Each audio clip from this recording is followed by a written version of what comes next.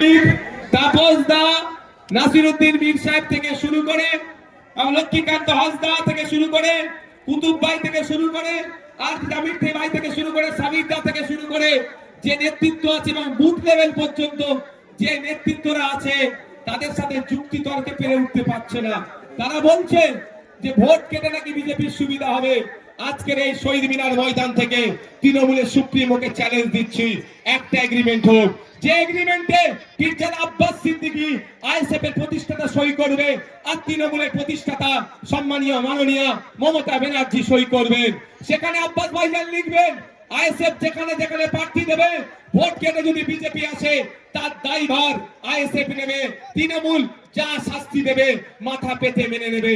আর সেই এগ্রিমেন্ট পেপারে মমতা ব্যানার্জিকে লিখে সই করতে হবে তৃণমূল যেখানে যেখানে প্রার্থী দেবে ভোট কেটে যদি বিজেপি আসে তার দায়ভার তৃণমূলের উপরে বর্তাবে আর আইএসএফ যা শাস্তি দেবে গণতান্ত্রিক প্রক্রিয়ায় তৃণমূলকে মেনে নিতে হবে। এই চ্যালেঞ্জটা আজকে শহীদ মিনার ময়দান থেকে দিয়ে রাখলাম। তাহলে বোঝা যাবে বিজেপিকে আটকানোর জন্য কে কারা ফ্রন্টে এসে এগিয়ে এসে লড়াই করছে।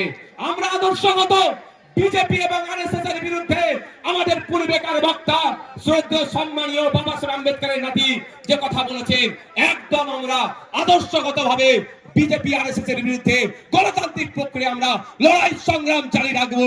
কিন্তু বাংলাতে এই বিজেপিকে যারা জায়গা করে দিচ্ছে, যেই তৃণমূল ফ্রন্টে এসে লড়াই করছে তাদের বিরুদ্ধেও কোন অংশ লড়াই জারি কম আমরা রাখবো না।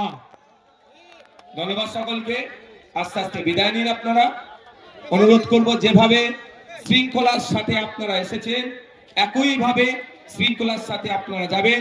প্রশাসনের বন্ধুরা আপনাদেরকে যেভাবে আসার পথে সহযোগিতা করেছে, যাওয়ার পথে ট্রাফিক থেকে সমস্ত বিষয় সহযোগিতা করবে, তাদের দেখানো ট্রাফিক যারা তারা মেনটেন করছে যেভাবে সেই রকম ভাবে আপনারা যাবেন। আমি ধন্যবাদ জানাই আজকে এই মহতি অধিকার মহাসভায় যারা উপস্থিত হয়েছেন তাদের প্রত্যেককে ধন্যবাদ জানাই। এই মাঠটা আর্মিদের কর্তৃপক্ষকে যারা আমাদেরকে ব্যবহারের জন্য দিয়েছে ধন্যবাদ জানাই। কলকাতা পুলিশের এবং রাজ্য প্রশাসনকে যারা আমাদেরকে তারা ল অ্যান্ড অর্ডার যারা দেখে তারা আমাদেরকে সহযোগিতা করেছে ধন্যবাদ জানাই। আমাদের রাজ্য কমিটির নেতৃত্ব, জেলা কমিটির নেতৃত্ব, অঞ্চল কমিটির নেতৃত্ব, বিভিন্ন স্তরের নেতৃত্ব যাদের উদ্যোগে আজকে এই মহাসমাবেশ সাফল্যের চূড়ান্ত পর্যায়ে পৌঁছাতে সহযোগিতা পেয়েছে ধন্যবাদ জানাই।